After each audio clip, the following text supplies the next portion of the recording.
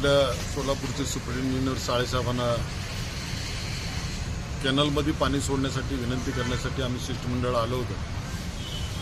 उजनी आपली लवकरच साधारणतः एक महिनाभर आधी 100% भरलेले आहे। ते भीमेवाटे पाणी कर्नाटकमध्ये जातं आणि ऑलरेडी पाऊस पडल्यामुळे भीमेला पाणी अजूनही आहे। भीमेवाटी पाणी न सोडता पूर नियंत्रण म्हणून यांना अधिकार आहे की कॅनलच्या मार्फत पाणी सोडावं। साठवण तलाव, पाझर तलाव, गाव तलाव, पिण्याच्या पाण्याची योजना, वड्याने पाणी सोडलं तर पर्क्युलेशन वाढतं आणि पाणी सगळीकडं सगळ्या शेतांपर्यंत पोचलं जाते, सगळ्या वस्त्यांपर्यंत पोचलं जातं। मागच्या 15 दिवस झालं सोलापूर जिल्ह्यामध्ये पाऊस नाही आहे। आता पाण्याची खूप गरज पण आहे आणि उजनीतनं वाहणारं पाणी हे अन्वेषण नाही तर आपल्या कर्नाटकमध्ये जाणार आहे, त्यामुळं आपल्याला काय उपयोग होणार नाही त्याचा।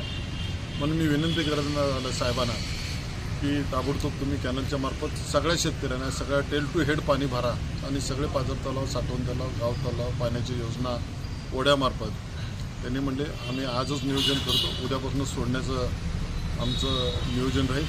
तर त्याबद्दल आम्ही सर्व शेतकरी बांधव भेटलो।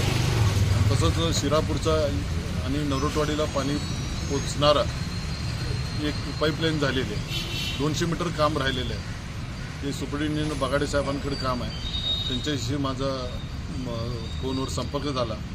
ते 2 दिवसात करून येऊन ते नरोटवाडी आणि नरोटवाडीतनं ते पण एकुर्गे तलावामध्ये सोडण्याचा विषय त्यांनी घेतला। ते पण 2-4 दिवसात आम्ही पूर्ण करतो म्हणून सांगितलं। आणि आपल्या हिप्परग्या तलावामध्ये पाणी सोडण्यासारखी एकुर्गे तलावामध्ये लिफ्ट चालू करून तिथनंही पाणी एकुर्गे तलाव भरून घ्या असं त्यांना विनंती केली।